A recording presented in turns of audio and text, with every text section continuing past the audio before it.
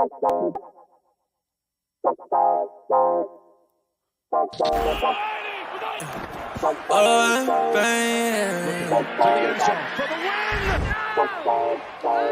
what the fuck? Whoa! Yeah.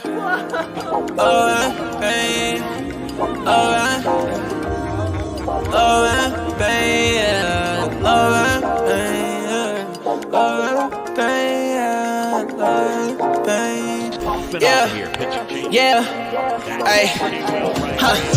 I just wanna touch the top, baby said that she in love and she don't love a lie. I've been chillin' with all the bros, I've been above the spot. Shawty said that things change, well it does a lot. Hey, watching out the payment, man, the suds is high. Yeah, lost inside the heart, but it's emerging right. I've been out the way and I'm good, I can find my home. Everything I said it was is not. Yeah, Jamaica, how you layin'? Yeah, you ain't say none, what you saying, baby? I lost you, but who's paying? Don't know why you hit my phone, why you playing? Yeah, I can't handle it without the trusting, yeah. I can see the top, I wanna touch it, yeah. We been getting money, no discussion. Now I don't let the top of shorty always get the fussing, yeah. Hey, I like the cruise on it. Say she like the way I sound and how I groove on her. I been steady dodging bullets, how I move on her. But he talking out his neck and not a crew on her, yeah.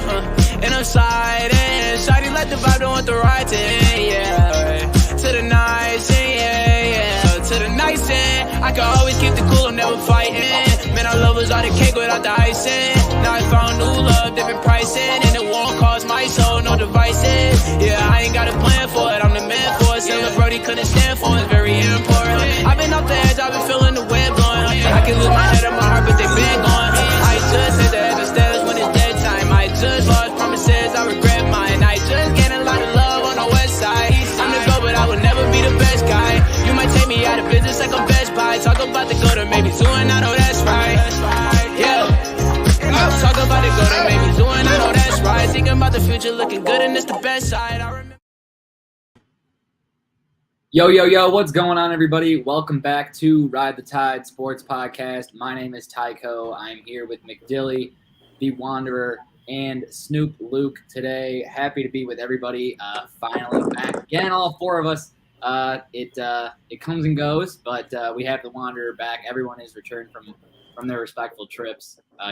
Jesse was the last one remaining, but we have him back now, and so we have everybody. So how you guys doing today? How we feeling on this gloomy Michigan Saturday? I'm good now. I'm a little tired, can't lie. Show sucks. Why you so tired, Luke? You balling last night? You bowling? What are you doing? Nah, I was napping hard. Napping and then sleeping and then napping? Yeah. You're a busy man. Dylan, how's work? Long, and now I gotta do this podcast and then go back right into the heat. So if you're outside today and you're thinking about maybe saying a prayer to God about it raining, do it, please. It will help. I need it to rain today a lot. Yesterday kicked my ass. I'm not gonna lie, man. So stay hydrated. And maybe if you got a haircut and we get a little cooler outside. No, that's bullshit. There was a kid who worked with me with a buzz cut who was sweating more than I was. No, you could just see the sweat on him. Yours was Dylan, just go and wet your shirt down with cold water, then put it back on and go outside. I was consistently just putting ice cubes on the back of my neck, and that was working. Better bring a lot of ice cubes. And it doesn't look like it's gonna rain, but it's not gonna rain anymore it might not rain. It might or it might not. That's why I need it too. It's Michigan. It's up in the air all the time. But we got some stuff to talk about today. We got some sports to get into. We got UFC taking place tonight in London. We got the MLB coming back. We got some new jerseys in the NFL. We have T'Chuk fucking being traded, and it wasn't to Detroit, but we're going to tell you where he went. And we also have some NBA news with a quick update on the Miles Bridges situation, which is no bueno. So without further ado, we'll get right into it. Thank you for watching Ride the Tide Sports Podcast. This is Season 2, Episode 50.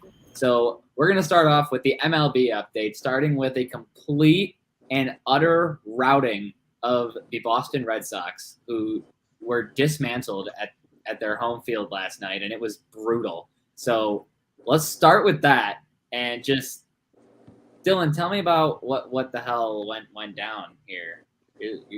You got to know something about why this turned into what it did. This was probably I don't want to say the worst baseball game this year, but in terms of the Red Sox pitching, it was the worst game all year, because not only was the pitching bad, but the defense didn't help them, because there was an inside the park grand slam that made it 10-0, and the ball essentially didn't leave the park. The man didn't get hurt. He didn't dive or anything. He stood there like this, watched it go over his head, and then he didn't move. He kind of just was like, oh, well, the right fielder should fucking get behind me now, and he should get that center field ball. And I'm not going to move. And then fucking right fielder's got to run all the way over by the time he gets the ball. Dylan, be honest, though. Tell me what the fuck you wanted him to do after he realized Run the ball to the ball! Look like there was someone already at the ball, dumb Dylan. fuck. Look like Dylan, you give a fuck. He was already there. You know what you don't do? This. Okay, well, I mean, he would be running for no reason because his He would teammate's run to already the there ball. to His get to the teammate ball. would pick it up. It was a His teammate really would bad I literally ball on told- his part. Hey, He got a Dylan, lot of I shit, and it talked was about really this bad. with Ty. I was like, it is so unfortunate that he had to just absolutely sit there and look stupider because his teammate was running in and was closer to the ball and was getting the ball before him after he missed it. Or more stupid. Yeah, It was super unfortunate, but I think that there's nothing else he could have done other It than was fucking never- sit down. It was Run never to the supposed ball. Take a seat. There's no reason to run to the ball when your left and right fielder are both already there. I was You're- like, You clearly fucked The last thing fucked he should do everything is up. just stand there, because it didn't look good. I mean, there's really not much else. I he don't could think there's do. anything else he could have done. I think he'd look more dumb if he He could have then walked off the sprinted. field, which is what he should have done. After the fact that he You missed should have it, started with that. it was just already locked in. He just had to eat it and take it on the chin. There's really nothing he could have done. And coach should have took him out of the game and said he has It shouldn't have went over his head. He just stood there. Well, That's Coach what I'm couldn't take saying. the whole team out of the game, but he probably should have. No, the what do you Well, I call mean, it? I can understand it going over your head Crickets. if you don't see the ball, but you are a professional baseball player and you need to have your eye on the fucking ball. Exactly. You need to learn. I get it when you get it lost in the sun or it's like a couple feet away, but that bitch was like 40 That was a feet moonshot. over his head. That was a not even moonshot. close. I don't know. I've seen a lot of Uh-oh. MLB is like it shows them like not seeing the ball. The ball's always like very far away. Yeah, that's true. But the biggest headline is the fact that fucking Tapia, the leadoff hitter for the Blue Jays, had 9 at-bats in the game, which means that they were hitting around a lot of times. When you That's score fucking 28 runs, when you have over 40 hits in a ball game, when you're over-under at one point is 33.5.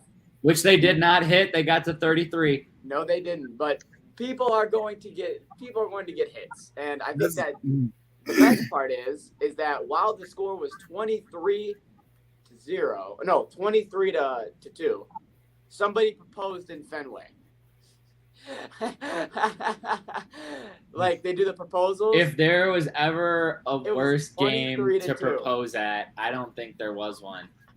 That I also find it crazy. I also cringe at those proposals, but I also find it crazy that they scored on 28 of 29 hits. It's crazy, bro. They didn't even get like 28 of 40 hits. 29 hits were RBIs. At least mean almost every hit they had was an RBI. There was only one hit they had that didn't score. That's actually insane. But yeah, Boston now has a run differential of -47 in their last 3 games, which is the worst over any 3-game span since 1900. Because let's not forget, they also got beat 2 games ago, 14-1 by the Yankees. So they've just been getting routed recently, and it's bad. But one guy that doesn't get routed, this guy, Yeah, Shohei Ohtani. back at it, not getting routed with 11 Ks in his most recent pitching performance. Dylan, did they win this game? They were 6-0 with Ohtani pitching their last however many games. Are they 7-0? I was focused more on the stat line, and then when Ohtani got taken out of the game, I stopped watching, so I have to go do a little lost. fact check right now. And They lost? If that was Friday night or was it Thursday? I don't know. Dylan's a baseball guy, and he just seems to know nothing about 8-1. baseball right now. Oh my god! 8-1. I'm so fucking pissed. They And, took out Ohtani. Next inning, Braves get 7 runs. They lose 8. Gone forever, Aaron Hernandez. Was 1-1. Take out Ohtani. 7 runs next inning. They lose 8-1. Sounds about fucking right. Sounds about fucking right. I went into my argument last podcast. I can't fucking say it verbatim, but if you watch the last podcast, you know exactly how I feel about the Los Angeles Angels right now. Holy fuck. Did you watch that, Jesse? Did you see the last pod? I understand your pain now. Yeah. It's strictly the fact that you're going to watch 2 of the best players in baseball get wasted away by an organization that's never going to make them more than a wild card. Yep.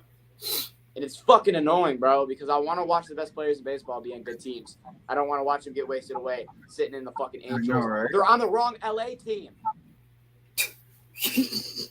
They're on the LA team that can't win. They need to go to the other LA team that already won a ring with Dave Roberts already promising the fucking second one. But we'll go over to Juan Soto. We'll go over to the drama with Juan Soto because I got something that I just found out that is absolutely unfucking believable. So Juan Soto, the man who won the home run derby, might I remind you, his agent confirmed that the Washington Nationals refused to charter him a flight to the home run derby after he rejected their contract offer. So Soto flew commercial, arrived in LA at 1:30 a.m., and then won the entire derby. Yep. The Nationals are being petty, and they're being cocks, and I would immediately get the fuck out of there as soon as possible. And you know what I love? I love that the Nationals are surprised that Soto doesn't want to be there for 15 more years. That's the best part. Why the fuck would he want to be there for 15 more years? Soto realized that 2019 World Series is the best thing you guys are going to get for the next however long. I'm sorry. And that shit was still a miracle that you got there. Hey, Soto should be gone, but I don't think anyone's going to want to trade for him. The way the Nationals are acting, they can literally just wait till he goes into free agency. I think he's going to go to the Mets. But it'd have to be after August. Yes, I agree. But I think he's going to go to the Mets. Because of the prospects? Yep. The Mets have the prospects, the Mets have the money, and the Mets are the team that are most likely to fuck up the second half of the season. So they're probably going to want to get somebody to make sure that doesn't happen. I think if anyone is going to go on a downfall and, like, it's just expected, it's not going to be the Yankees right now. And it's not going to be the Dodgers. And if you really just look at it, I could see it being the Mets. So sometimes the Mets just met, and that's what happens. But the MLB trade deadline starts on August 2nd, so we're getting into the trade season, I would say right now, until that fucking happens. And it kicked off with Daniel Vogelback, the big boy, the Pirates designated hitter 2019 All-Star, is now heading to Queens. He's going to the Mets. He is probably going to go in there, not be an everyday player. He will probably be, I don't want to say an every other day player, but he's just going to be a guy where they're going to put him in off the bench to sub in for a pitcher, pinch hit homers. That's what he's going to be essentially known for. You bring him in 7th, 8th, and I think he'll hit a couple bombs. I think that's what he's going to be. He's still young. I think that the problem with Vogelback is his strikeout rate is so bad. That's the only thing that it's really not good. But, I mean, He's hey, swinging for the hills every time. What? He's swinging for the hills every time. If you're doing that, sometimes you're going to strike out, and you're going to do it a lot. Exactly. Not everyone can do it. But maybe there's a different hitting instructor over in New York that isn't with the Pirates that we can, maybe fix this because I don't know. All I'm saying is Vogelback's been in the league for 4 years, and I believe this is now his 4th different team. So I don't think that's really a good thing. Sorry, out here. But another man that I want to bring up is Trevor Rosenthal, because for those of you who don't know, at one point he was one of the best closers in the game, one of the best relief pitchers in all of baseball. And then, sadly, Tommy John happened. And the year after that, which was last year, a hip injury happened. So he really hasn't pitched in 2 years. And he could be good still, or he could be horrible.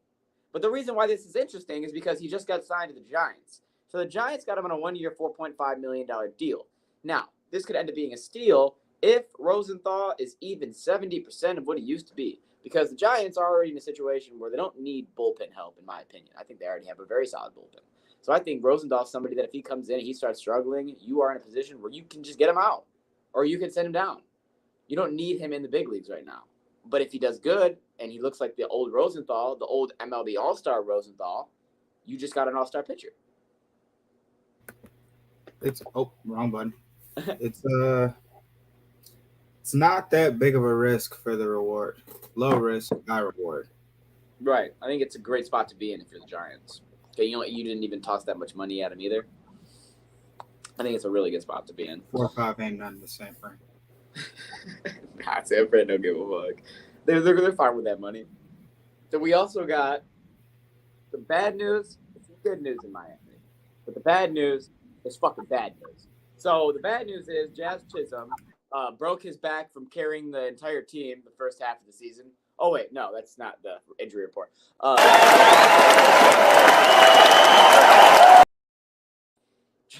Jazz Chisholm has a stress fracture. That was funny. Jazz Chisholm has a stress fracture in his back. So, yes, from carrying the fucking Miami Marlins for the first half of the year. He hurt it. He's the only one that can hit. And if you don't believe me, they just scored a fucking run for the first time in 37 innings. They just hit a homer. They hit a homer for the first time in a fucking week. And it just took them. Gone forever, Aaron Hernandez. They just had to go to the road. They just had to go to fucking like Philly for all my means. I don't understand. And now they don't have Jazz for 6 weeks. I'm not going to lie. Miami's in a spot here. This is not a good spot to be in. I know they're not a top contender. Hey, let me break down the spot for you. Here it is. See this envelope right here? I just drew in the. We're gonna take that envelope. We're gonna mail it in. We're gonna mail this season in. Done. Gone forever, Aaron Hernandez. I mean, Jesse, if you're Miami, what else could you even do? There's nothing I can do. All you have is young pitching right now. You have 2 to 3 pitchers in the starting lineup, and that is really the only focal point of anyone watching your baseball team. Yep. Miami, every year you get pieces and everyone gets excited. And by everyone, I mean me and Tyler. And then halfway through the season, we're sitting here like, But anyways, player of the week is Freddie Freeman. And it's strictly for one reason. In his last 25 at-bats, he's got 17 fucking hits. The man is just raking right now. He's hitting .640 in this last week. 4 home runs, 5 doubles. His OPS is over 2.06. Fuck me. Freddie Freeman is absolutely raking right now. All of this started about a little over a week ago, once there was a little bit of drama with his agent and him even wanting to be in LA and Atlanta, and people were starting to question the old Freddie Freeman. And then Freeman kind of just shut the fuck up and then hit 17 for 25 and .680 with 4 homers and 2 doubles and 2.06 OPS. That's what Freddie does. He doesn't need to talk his shit. He just needs to come in and hit. And that's what he does. So, player of the week, Freddie Freeman. Shout out to him. I want to just say that today is a great day because this could be the start of something that needed to happen. And the biggest reason why I would say that is because once I actually saw the shift, once I saw how it was built out, and I'm going to show you just a little photo right here, how that is built out, anywhere in that white right there, you cannot enter. The infield, it is off limits. You must stay outside of the white, meaning that is how the minor league is going to be doing the shift to start it off like that. I saw that, and low A ball in Florida only. Low A ball, my bad. But then I believe that the talks would be to start there And then if it went well, then to gradually move up throughout the league. Correct. Okay. So I want to start off by saying that I like this, and I think that this will be good, but this is all just first impressions.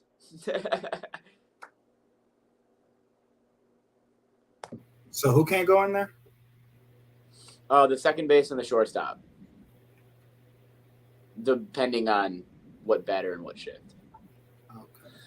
So I'm assuming that base hits up the middle are either going to be a lot easier, or another thing I realized is you might see a lot more diving plays, because a lot more plays that would have just been routine, you got to fucking dive for, and you got to full extend for. So maybe we'll just see it. You know what I mean? So you could still shift. You just can't stand right there. Correct. So you're gonna have a shift on, but you're just gonna be standing on the edge of that thing. It's 2 steps to the middle if they hit it right there. You're just not gonna be standing right there. You'll have to move to it. But you could still shift. You just can't stand there, or you can't shift at all. No, you can't shift at all. Like, that's the rule. But I'm saying, then why would they have to draw it out if you can't shift at all? That's the one thing I was just about to say. I was about to say. So I'm thinking they're saying you can still shift. You just can't be here. You can't shift to the complete middle. You can shift towards the middle. High slice shows area where fielders are not allowed to stand on the field. Everywhere else is permitted. So yes. Okay. So there's still going to be shifts, just areas you are not allowed to shift to. Okay. Base hits up the middle. Well, that's stupid. If I'm a pull hitter lefty, I'm still pissed. If I'm a lefty pull hitter, I'm still like, what the fuck? I guess that's most lefties are pull hitters. That's true, but I guess there's going to be pros and cons to this. But at the same time, I'm just interested to see how this goes, and I'm fingers fucking crossed that it goes well. We'll see how. But now we get into the football with the spiral. Yes, we are going to get into the football with a spiral. I don't know why it's described like that, but we'll go with it. Starting with Kyler Murray. He is the biggest thing in the football news right now, signing a 5-year, $230 million contract after basically blowing their playoff run last year. It wasn't all him, but let's just say that he had probably the worst game of his career in the biggest game of his career, and then goes and signed a 5-year, $230 million deal. By the way, Josh Allen is on a 6-year, $260 million deal. So if you think those quarterbacks are even slightly comparable, I have no idea how the fuck he managed to get Josh Allen type money. I personally don't think that. Yes, you do. Yeah, he's holding out, and honestly, Arizona probably is in a tough spot because let's be honest, you guys get made fun of, Arizona. You guys get made fun of for being the team that consistently has to keep drafting quarterbacks because you keep drafting the wrong one. And hell, the quarterback that you drafted, Rosen, is now gonna go be the quarterback for the Browns. So, he was a top 10 pick, and he didn't work out. So I feel like they're kind of in a spot where they had to pay him because they got to keep him. But Ty just not the Cardinals. The Cardinals just notoriously have to draft quarterback because they keep fucking up, and I feel like I feel like they're not even fully convinced that they didn't fuck this one up too. They just are sick of doing this over and over and over again. So they're like, all right, I think Kyler might have had a fluke. He's a good quarterback, but he just had a fluke game that one game. It'll be good. But, hey, Aaron Rodgers is league MVP, and he can't get past the NFC Championship. So if that's what you want in Kyler Murray, that's might be all you're going to get. That's my 2 cents on it. No, I want to go to Jesse. I want to go to the Arizona guy. I think you could have gave him less guaranteed money. That's my problem with the contract. For sure. $160 million guaranteed. I think there should have been a little more incentives involved with that, because when the game mattered, it looked like he didn't give a fuck. That's my problem.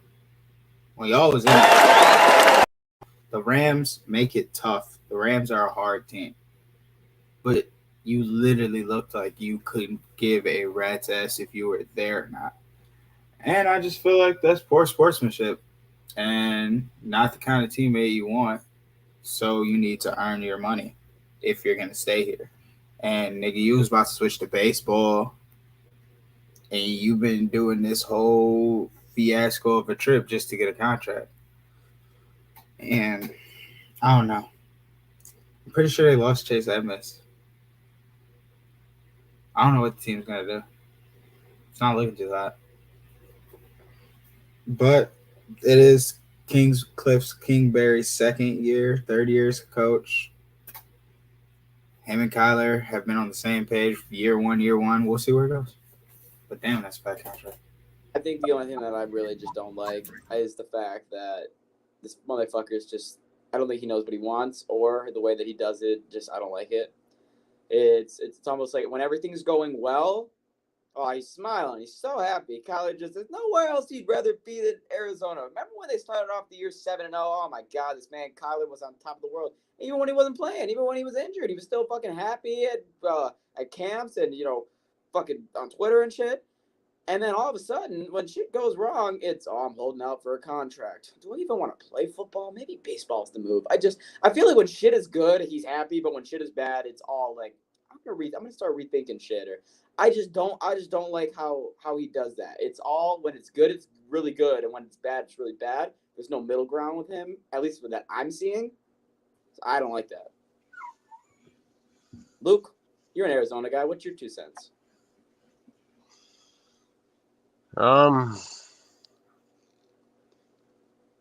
Cool. Yeah, that's about the most Luke answer I think we could have got. I've been dealing with shit the last fucking 10 minutes or so. Okay. So no reaction at all on this. It's huge. I'm happy he's back. Huge, Boom. not just huge and cool. It's cool and huge. Amazing. Well, there's your insight from Luke, everybody. Moving on to quick college football. Georgia's head coach signs a 10-year, $112 million extension. Oh, Kirby. And good for you, Kirby. Get that money. He becomes yet another college football head coach that gets a whopping highest contract. Paid in the league. Yeah, and that's just how it keeps going. Every single contract is the new highest in the league, and the market is insane. I feel bad for these people that own teams nowadays. You're spending so much money, and you're not even guaranteed anything like success. Any like guaranteed success. It's just, yeah, I'm gonna throw $500 million at this guy. It's a little iffy, but well, we're gonna go back to the NFL here. Starting with the Jets, they have a new stealth black look they're coming out with this season. What are our thoughts on the stealth black look here? This picture shows you the stealth look. I'll fuck with that face mask too. That shit works really well. When I first saw it, I Picture didn't from sportlogos.net. Also, but then after I took a second look at that face mask, and I fucking really like how that green's like a metallic. Oh my God, I think it's beautiful. That's just me. Luke, you like this? I mean, it's not going to make him better at football, but, you're muted also, so you know that. There you go. That's very true. But, it still looks clean. It does look clean. Jesse, any comments? The Jets will be the Jets. They will look a little bit more better. A little bit more better. Maybe they'll look better, play better, because they're looking better. They are looking better. Yeah, speaking of looking better, I just want to say this before we get into it. I hate the Bengals, but they have my favorite uniforms right now. That is unbelievable. The zebras, you mean? The white helmet is unreal. That bitch is zebra. sexy. I wouldn't call them zebra. Bengals have straight stripes. That's I don't know, man. stripe. At first look, I think zebra. I don't. It's no one's fault but God for making zebras white and black.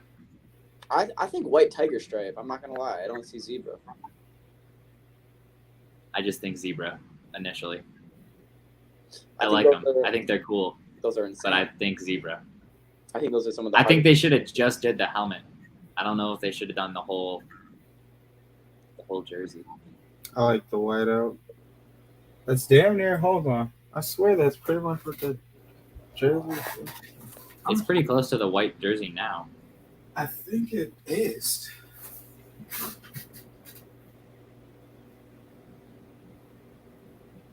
It is.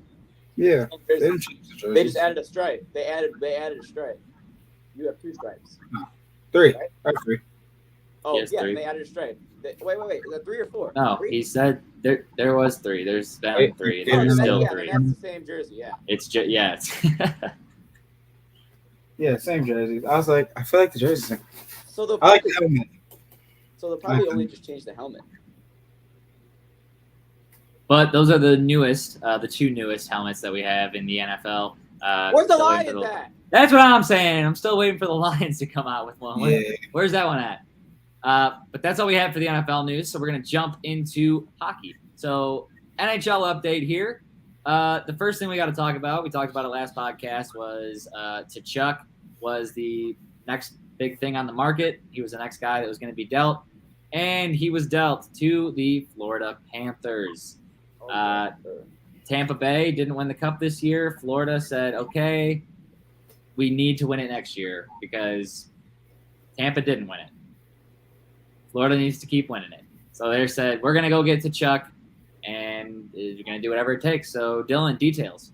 The biggest details that I have acquired from this trade is that Tkachuk was traded over to Florida. He signed an 8-year, $9.5 million extension, while the Panthers star Mackenzie Weegar and Huberdeau were both sent over to the Flames. So I guess we'll start with Luke. How you feeling? It's not a bad move for Florida because they've been thirsty for a deep cup run, and they've been prevented that by Tampa Bay the last couple of years, because they've been dominating it. But this is a move that Florida's saying, we're going for it. Yeah, I like this move a lot. I think this is a great move for Florida. I also think this is a good move for the Flames, who are in a rebuild, and you still actually got something out of it. I think the Flames are going to get a damn piece out of it. The fact that you got a Huberdeau and another young star, I mean, hey, they got something, but that's not what you mean to tell me you really don't think they were going to get anything out of it from player wise, Tkachuk, no. I thought they were going to get a load of picks. Hell no. You're nuts. Because, you don't understand. You don't understand the NHL. That's crazy. You're nuts. That's what I thought. You're nuts. Did you hear about what the Red Wings package, if they sent over a package, would have had to include if we were going to get Tkachuk? It would have had to include either Bertuzzi or Verana, and then it would have had to include either what's his name, Filip Hronek or Filip Zadina, one of them as well. That works. And then a first-round draft pick next year, and then one of the prospects that Yzerman drafted in the last 2 years. I do Verana and Hronek. Honestly, that's a lot. That is a lot, but I would have sent that. Yeah, I would have sent it too. But I mean, they would have had to accept it. And Verana. Obviously, they liked the Huberdeau package better. So I don't know if he sent it over or not. You would obviously want Huberdeau over Verana. But. Exactly. I mean, yeah. With the Red Wings trade, they'd be getting more prospect pieces rather than established. So they probably just went more with the established because they knew Tkachuk was established and they didn't want to completely kill the franchise and enter a rebuild by the end of next year. But, I mean, hey, it's always possible. So we'll see what happens there. But Tkachuk dealt to Florida. Jesse, you got anything on this? Columbus Blue Jackets signed Laine to a 4-year, $8.77 million deal. After just signing Johnny Hockey, Columbus Blue Jackets lock on to Laine for another 4 years, $8.7. Is Columbus going to be problematic, or do they just have 2 good hockey players? They have 2 good hockey players. Am I over-speculating? Because I think, yeah, 2 good hockey players. I don't know. How much can they flip the table? Laine hasn't been really that He's great good. of a hockey player. the last couple of years. I know. He kind of Just fell off good. the wagon going to Columbus. Winnipeg Line was- A was a he was- different Line A. He was a superstar in Winnipeg. When he came to the Blue Jackets, I don't know what the fuck happened to him. He fell off, but it looked like he started waking up a little bit. His mid-career crisis. You know, if he wakes the fuck up, they could be problematic. Not making a huge deep playoff run, but just problematic.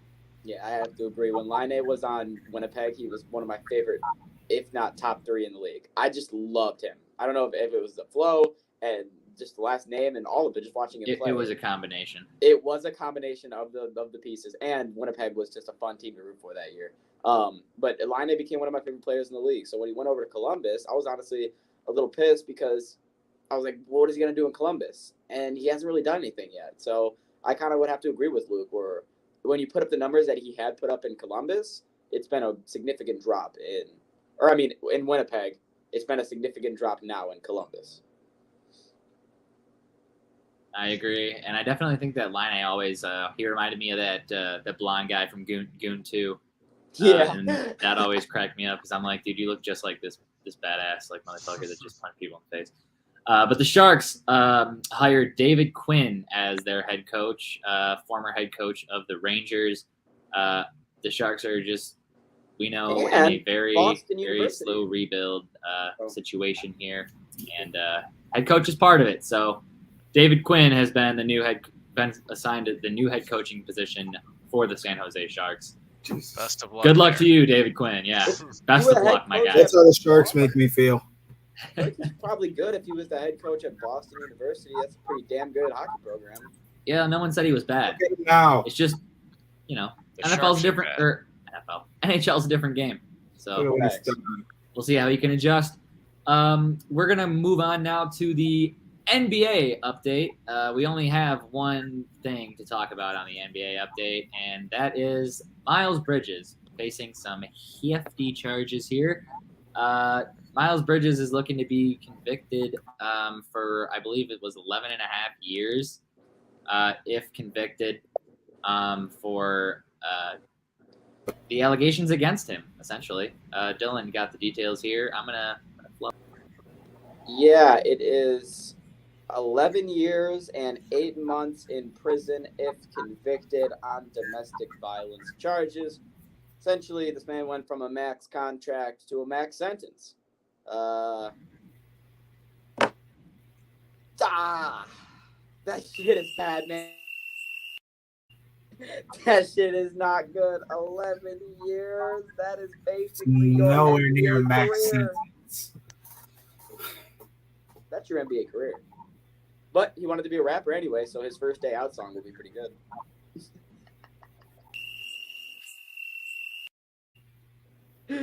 Not a funny situation. Sorry. Who the fuck is that guy? Exactly. Who the fuck is this guy? I'm sorry. Hey, I'm going to draw a little bit of light to it because it's a sad, sensitive topic, and he's going to be out of the league for a long time. But look, here's the thing. You can't be a fucking idiot like that, bro. You got to understand the rights and the wrongs in the world. And if he wants to be an idiot and put his hands on women and think that he's going to, get away with that shit, I have the power to come out here and clown his ass. And I feel like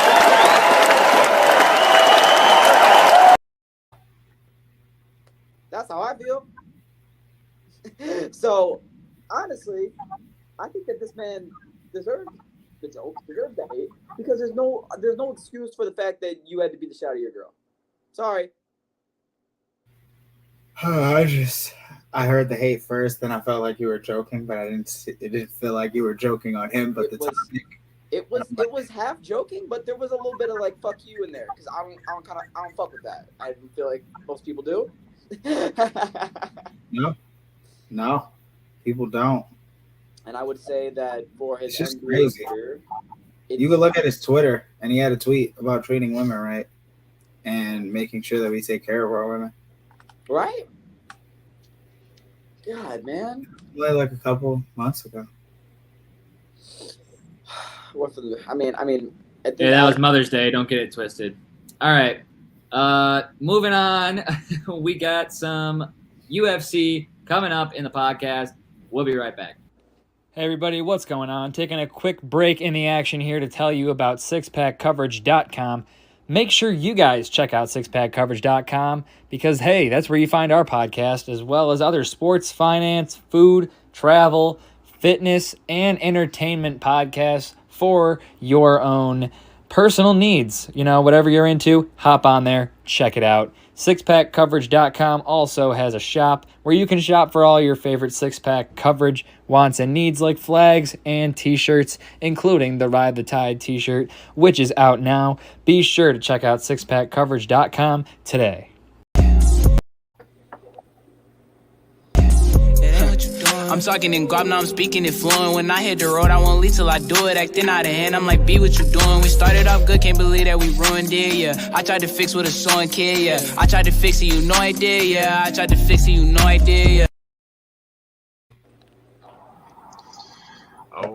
All right. The only thing of news we actually kind of have is just really a quote from Charles Oliveira. He says, "The ground is his turf, so he'll definitely try to do that. But if he does, will he want to bring down the best submitter in the history of the UFC? I'm not sure. We've seen that he is that type of fellow who tries to take the fight to the ground, but that doesn't hinder me at all." Well, I think it kind of goes both ways there. Because, I don't think he's hindered at the submissions, and I don't think Charles is hindered that he wants to take him down to the ground to smash him. I agree. I just cannot wait for that fight, because I think that's going to be the most exciting ground game fight I'm excited for. It will be the first time in the history of UFC that Tyler will be okay/excited watching a fight that goes to the ground. Who the fuck is that guy? You might be right by that, to be honest. You got to get me to watch it first. Oh, you will watch If it. I already know that's what it's going to be. You would miss that fight just because of that. Because I know what I'm going to be watching. I'll be asleep by the time. I don't know. We'll see. What if that's what everyone thinks? And now Oliveira comes in. Then I'll see it on the Sports Center. I don't know. I'm conflicted. Well, moving on to the London preview tonight, even though we previewed it last time, so we're just going to go over it really quick. I want to teabag him, lad. I want to teabag him like it's Modern Warfare 2. That's Paddy Pimblett, who is taking on Jordan Levitt. I bet news, Luke. I have to interrupt you. Drake threw $2,000 on Paddy Pimblett. 2,000? Okay, that's not one of his stupid, ridiculous, million bets. So I don't know. My bad. 2 million. Oh. And the payout's 3.7. How'd you say 2,000 when it was 2 million? I saw the 2. When I said 1,000, I was like, there's no way Drake only threw $2,000. Yeah, 2 million. Well, I guess Izzy proved that the curse doesn't exist, so. That is true. That is true. But he also did it in a boring fucking fashion, so fuck you for that. Yeah, Drake also threw that much money on a fucking minus $500 bets.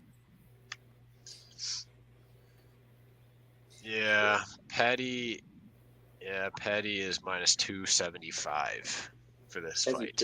Okay, Drake's cutting it in half now, so he's really testing the curse this time. He might be trying to actually win some money from the money he placed down. But the next fight we have Jack Hermansson and Chris Curtis going up against for the co-main event, and honestly, I'm still on Curtis, even though I've thought about it because this is a coin toss, but I'm still sticking with Curtis. I'm sticking with Paddy too. And then, what do you got, Dylan? Yeah, I'm still riding Curtis. I honestly went back and I did the same exact thing that you did. I looked at the fight promo, I looked at Hermansson, I looked at the last fight that he had, and I started riding Hermansson. Then I did the same thing with Curtis. And everything flipped, and I went, all right, nope, okay. Hermansson's sick, but I kind of think Curtis is sicker. That was the honest to God truth of it. I think that Hermansson has a high chance to win, but I would ride Curtis just off the fact that I think he has a better chance. Okay. Jesse, you got any thoughts on this fight? Oh man, I just think it's gonna be a really good fight. I don't know who's gonna win if I'm keeping it honest. It really is a coin flip. Like, call it how you see it. Facts. All right, for the main event, we got Curtis Blades, Tom Aspinall, and honestly, this is kind of a fucking toss-up too. It is, but I have Tom by knockout. I do have Tom by knockout.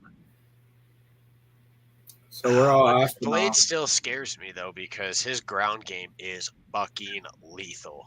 Last time we were in London, Tom had an amazing fight performance, and I just hope that I see an exact replica of that tonight. Oh, I do too. I hope so too. I just know Curtis Blades is a monster on the ground, but he's slow as fuck. So You can't sleep on him, but at the same time, we know he's a monster on the ground, but Aspinall has never been taken to the ground. Yeah, I know. So this is a huge test. I think he does get taken down at least once, maybe twice, but it's not going to be a lot. But he's still going to come out on top. You think this is going to be the night where he finally gets taken down at least once? Dude, but if Blades gets a hold of him, man, dude, he might. I think so. You want at the least truth? once. I want the truth. When it comes down to that takedown defense, my boy Aspinall about to beat cookies.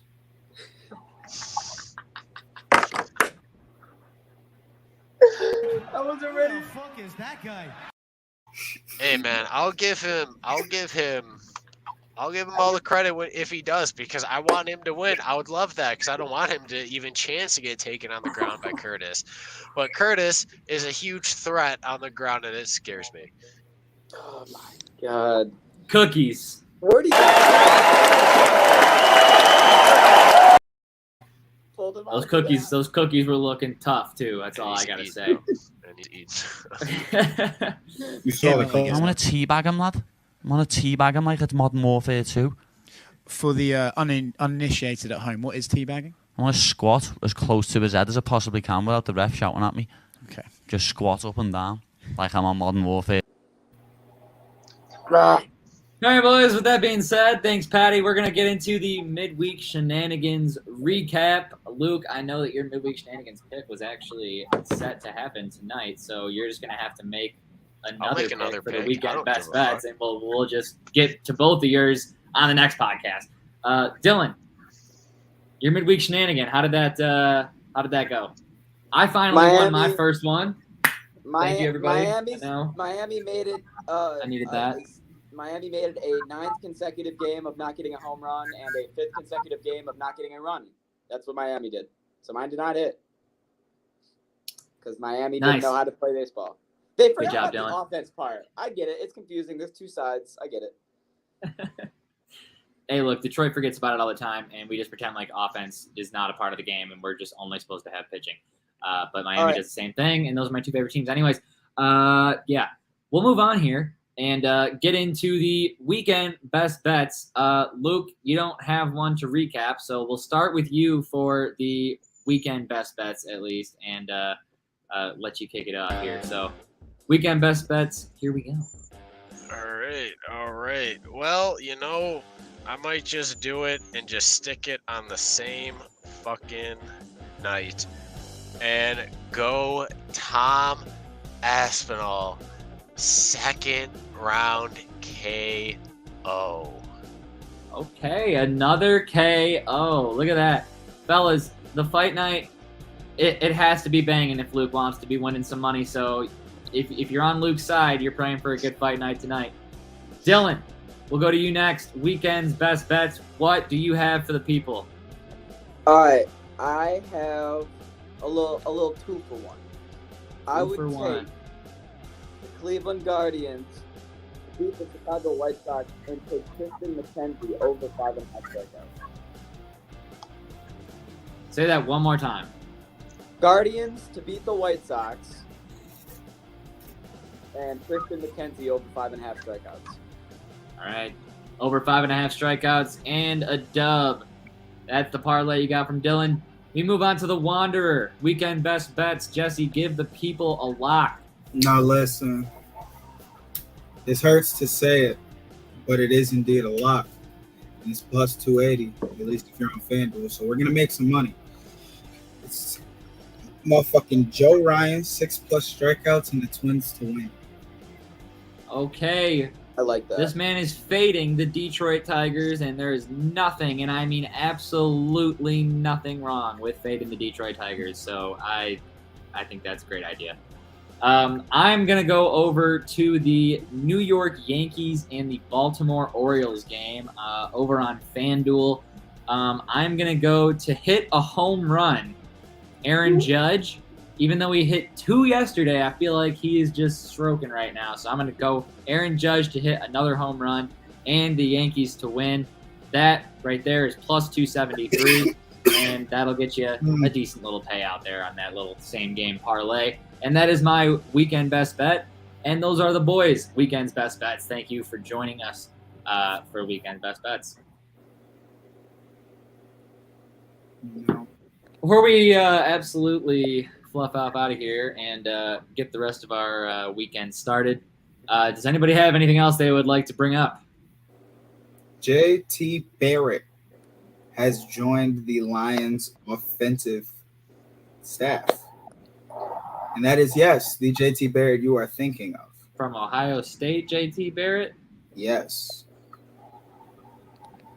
He came to Michigan? He came to it.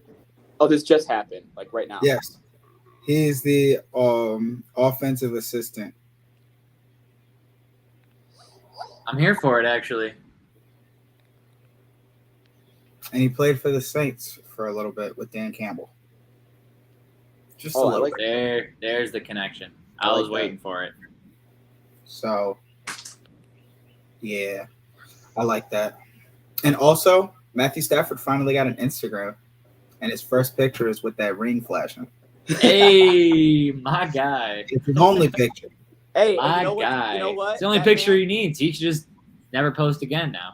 That man Stafford finally got a ring and is still an 85 overall in Madden. Yeah, you know what? We were going to talk about the Madden 23 quarterback ratings today, and I decided not to piss myself and everyone else off. So we're not going to talk about it. Because at the end of the day, it really doesn't. Bullshit. Yeah, shut up, Jesse. Joe Burrow is ranked way too high on that list. Way too high. Icy cold. No. Bro, Herbert is in a 90. Bro, Stafford's the 10th best quarterback in the league. He just won the fucking Super Bowl. I think the ratings are a little goofy. But that's because I think they put too much space in between everybody. In the 5 up. Yeah, that's true. Like 85 to 90 is the 10 to 5 range, but like Stafford starts at an 85 and then Brady ends at a 97 at number 1. It's just weird. It is weird. I think they're not that fucking like different in skill level and like attributes and all that, but the way they make it, apparently they are. But we're not going to get into any of that. So that being said, I believe that's all we have for you guys today. So have a great weekend, everyone. Thank you for joining us on Ride the Tide Sports Podcast. We will see you guys next week. This was the slowest week in sports, and we still managed to get 2 good pods off for you guys. So next week, we'll be back with more sports, more news, more going on. Recap of Patty Pimblett absolutely destroying this man. Hopefully we get to see a teabag. And if you guys haven't already, make sure you check out sixpackcoverage.com so you can see our podcast, other podcasts, the merchandise that you see us wearing on the podcast from time to time, our merchandise. There's so much to check out on sixpackcoverage.com.